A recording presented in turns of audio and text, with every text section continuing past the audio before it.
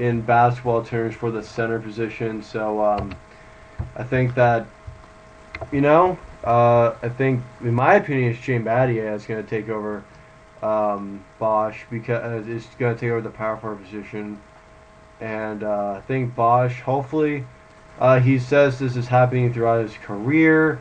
Hopefully, it's gonna be a good thing what he's doing, and we'll go from there. And Robert, take it away. No, I agree with you on that, Steven. I think Shane Battier can be good, and I think Haslam can be good. I can't really argue both of them. They'd both be great picks for each team. They can split some time, together. You give half of the reps to Haslam, and then give half the reps to Battier. So we'll see how camp goes for them. Yeah. That's the competition right there. And after the break, we'll do our MLB talk. MLB talk. We're gonna do standings and wild card, maybe some predictions. Maybe we're gonna argue who gets that division. And then two news pieces we'll be liking to talk about. First, in Kansas City, where there was a shooting at the Kansas City Royals parking lot and the Kansas City Chiefs parking lot. So mix of MLB and NFL. Very, very sad story. And then also some uplifting news in Oakland. We'll give you the status of Brandon McCarthy, the A's pitcher who got struck in the head by a line drive. When we come back to the Deits and Steven's All Sports Show here on Spreaker.com. No, CMB, that's cold, that ain't nice, G. So what though? Lil' homie remind me of Ice-T. By the way, we share the same birthday. The wordplay is work, but f***ing is easy. So catch me, I'm ballin'. I'm sick too if you ain't catch me like coughing. Back when I said you should catch me like Spalding. It's cool, cause most cats that I bump into can't catch me that often. Most times I just end up falling. Ball for a few, then end up walking. Catch me in the ball with a Cinderella waltzing. And we are back here on the Deits and Steven's All Out Sports Show. My name is Steven Hughes. If you guys want to text in or call into the show, or if you want to write something down on the comment box, please do so. If you want to call in or text, talk about really anything around sports, my number is on the comment board, and the number is 650-315-6543. That's the number to call in and text in about really anything. We'll answer all questions. And Robert, let's take us. And also give out shout outs too. We'll also shout out to what was it? 101.9 The Mix. Very, very good radio station. Tune into them. They're also on Spreaker. We've been giving them shout outs, and they have been giving us shout outs too. So it's kind of a mix. It's working out a lot. So tune into that show as well. So let's go into some baseball news, Robert. Let's go to the Brandon McCarthy story here. As Brandon McCarthy visits the A's, visits his teammates after the surgery and everything. And, I'm kind of glad McCarthy visits for the first time. It's really impressive. That means he's getting improvement. And it is interesting how we have already talked about this as well. Yeah, we have. And this is very good news, especially for the A's and especially for the fans, because going to visit the teams is another step forward in the recovery for Brandon McCarthy, getting back onto the roster after being injured for the last 2 weeks, having brain surgery, trying to work on that on the fractured skull that he suffered, and he's just taking it one step at a time, and hopefully the A's would really need him to really step up, especially near the end of the season, where it's going to be critical for the A's to try to clinch a spot into the playoffs, probably as a wild card, but don't count them out at the AL West standings. Texas is only 3.5 up of the A's, so anything can change in the next 2 weeks. The A's could be on top, or the A's could be in third place in the very near future. I still think Texas is going to take that AL West because of their offense.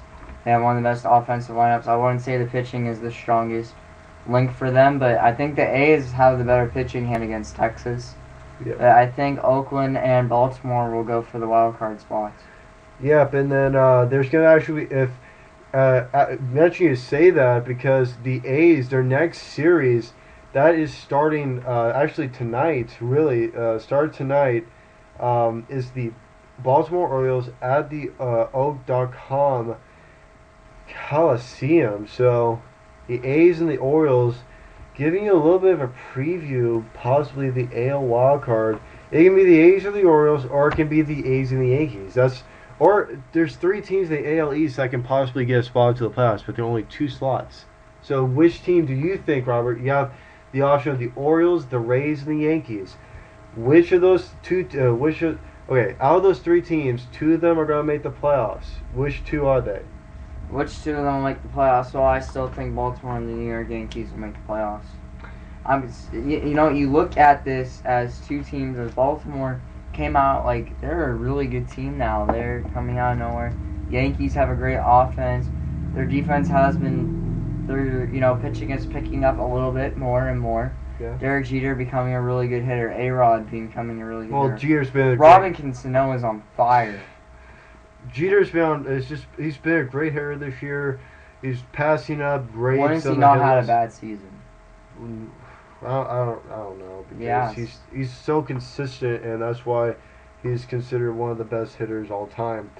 The Orioles do have a half-game lead over the Yankees. The Yankees did lose tonight to the Rays, so the Rays are creeping up a little bit closer. The Rays are only 3.5 back, but for me, I think it's going to be the Orioles and the Rays, because I don't see the Yankees really doing anything big. I think the Yankees will pretty much fall off the map. In my opinion, I think the Rays getting back Evan Longoria has been very good. They've been surging at late, getting back to over 500, and then the Orioles, now they're not going to have their first losing season in a little while. So expect a lot of things. I expect a lot out of the Rays, and I expect to make it in the playoffs. I think the Yankees fall off the map, and they don't make the playoffs this year. Robert, how do you react to that? It's your opinion, Steven. I can't really argue your own opinion, even though I could. I already said mine. So, let's go on the AL Central. Interesting rival there. Chicago is leading by a game. That's going to be that's going to go down to the wire in that division. Gonna have to agree with you on that one. Coming down to the wire with Detroit. Detroit has been a fantastic team. Ryan Robert digging on the DL, 15-day DL. Yep. The AL Central, the weakest division right now in the American League, as the number 1 team is 11 games above 500, and then with the Texas Rangers, they're 28 games above 500, and then for the Orioles, they are 19 games above 500. So you have to count the AL Central as one of the weakest, especially in the wins column, with 77 for the White Sox and only 76 for Detroit. And then it goes downhill after that. It goes Kansas City, Cleveland, and Minnesota. It's not a good year for the AL Central. Only 2 teams really competing for a spot, and there's only going to be 1 team out of that division going to make it to the playoffs, and that's going to be the winner of the division. No one's going to be really catching up in the American League wild card, especially the A's on a roll, and especially with the Yankees and the Orioles and the Rays in that same sentence with the AL wild card. Now, Steven, who do you think could take away that AL Central, Chicago or Detroit? It's 1 game, and this comes down to the wire. If you had to take 1 team right now, who do you think makes the playoffs? I think it's going to be the White Sox. I think that Detroit has kind of been like the Angels, really having a great offseason. Detroit getting Prince Fielder, returning, having the reigning MVP and Cy Young winner Justin Verlander come back. He's not done very well this season. I think that he's put higher standards on himself and has really been thinking too much when he's pitching. And I think that the White Sox would take it, mainly because they've had a better trade deadline. They got Kevin Youkilis in June. They got Francisco Liriano, who's done pretty dang well on the White Sox squad of late. And then the pitching rotation for the White Sox, I think, is better than the Tigers, in my opinion. And let's move on to the National League here. As the NL East, I think that's pretty, in the division, Washington already has that one down in mind. Yeah, that's gonna be that's going to be pretty easy to tell, especially with the Nationals. Uh, 34 games above 500, very, very big. And then we just got breaking news. The A's have beaten the Orioles. What a big game on that one. Jonas Cespedes hits a 2-run shot, lifting the A's over the Orioles.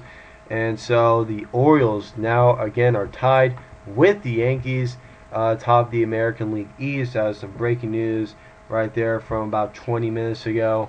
So going back to the NL East, sorry, Robert, Nationals is a done deal. They're going to take it, but I don't know what they're going to do in the playoffs, especially with shutting down Steven Strasburg and then the offense sliding a little bit. But I think that, especially losing tonight to the Braves, the offense for the Nationals don't really spark all the time. Sometimes they just will score a 1 run or 2 runs, but sometimes that's all they really need because their pitching is fantastic. And Edwin Jackson and Gio Gonzalez and Steven Strasburg, unfortunately, being shut down. Then Jordan Zimmerman, he's an underrated pitcher, and I think that he's one of the better pitchers in the rotation. Robert, how do you think about the Nationals? In some of my shows, I've said Jordan Zimmerman is underrated, and I have to agree with you on that. Washington does have a great pitching, even without Steven Strasburg. And, I think the Washington Nationals are going to have a great postseason run.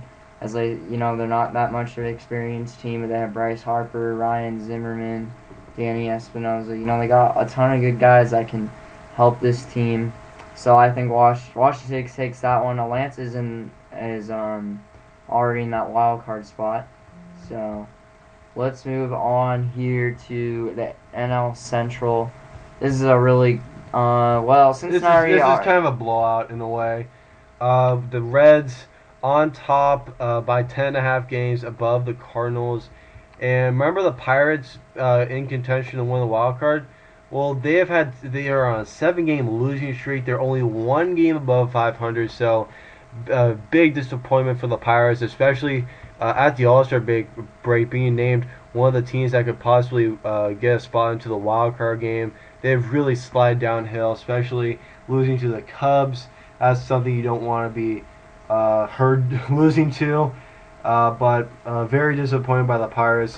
Thinking of Andrew McCutchen as the MVP. Now I'm looking at Buster Posey as the MVP with his latest work and the Giants being number 1 in the NL West by 7.5. We'll be getting to that later. But Robert, how have you been thinking about the Pirates and then the Reds starting to get their space in the games back, just getting bigger and bigger? Pittsburgh used to be the biggest talk before that All-Star break, Steve. I'm going to have to agree with you on that. Pittsburgh was one of the best teams, and then downhill. And the rest of that, only having 1 game over 500. And, 14 games back from being one of the best teams, being over the Cardinals. And look at St. Louis. They came back. St. Louis has been doing fantastic, having an offense and having pitching. That's what you need, and they're also in the wild card potential as well. I see St. Louis becoming a really good team in the playoffs. They are, as you know, they won the World Series last year, and they have a really good postseason run. And they're good in the postseason. I think all their players go on in the postseason, I believe. Yeah. Also, another fact about the Pirates. One of the main reasons why they have been doing so poorly. Their road record, they're 11 games below 500 on the road. They're 30-41. That is something you don't want to be. If you're 11 games below 500, you are not a number 1 team in your division or number 2. That doesn't work in Major League Baseball. It just doesn't work out. You need to be both good at home and away. So I think that Pittsburgh needs to work on that a lot, and it's going to be coming down to the wire if the Pirates would do something, because they need. What if McCutchen leaves? What if he says, "I want to be on a better team"? We will never know. And then let's go to our last division before we have to wrap up. My favorite one. Our favorite ones, the NL West, were the San Francisco Giants. They are 81-62. That is 19 games above 500, and they are in first place in the NL West. They are 7.5 ahead of the Los Angeles Dodgers. Robert, simply enough, the Giants have been dominating ever since The Dodgers got Beckett and Gonzalez.